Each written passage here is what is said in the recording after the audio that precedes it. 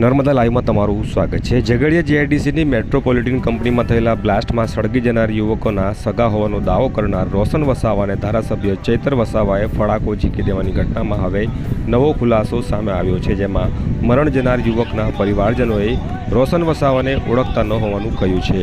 ત્યારે હવે સવાલો ઉઠ્યા છે કે રોશન વસાવા અસલમાં કોણ છે અને તે કોના કહેવા પર વચેટિયાની ભૂમિકા ભજવી રહ્યા હતા। એ પહેલાં બ્લાસ્ટમાં મરણ જનારના પરિવારજનો શું કહી રહ્યા છે એ સાંભળી લો।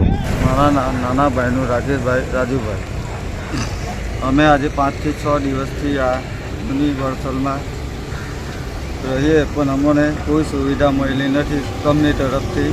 એટલે અમે છે ને ચૈતરભાઈને સંપર્ક કર્યો હતો કે અમને કોઈ સહાય આપો, તે માટે અમે બધા કંપની પર ગયા હતા। પછીમાં શું થયું કે આપણે રોશનભાઈ આવ્યા હતા, પણ એમને અમે જાણતા બી નથી, તે છતાં તે કંપની પર આવ્યા ને તે બોલાચાલી થઈ, એમાં એઓનો ઝઘડો થયો।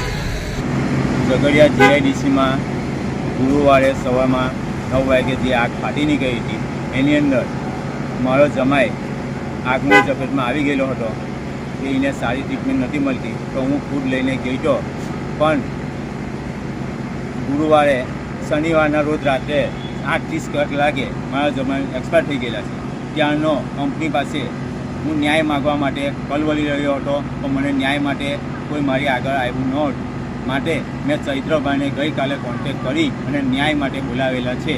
તો આજ રોજ મને ન્યાય આપવા બદલ ન્યાય માગવા માટે મેં ચૈત્રભાઈને કંપનીમાં બોલાવ્યા હતા।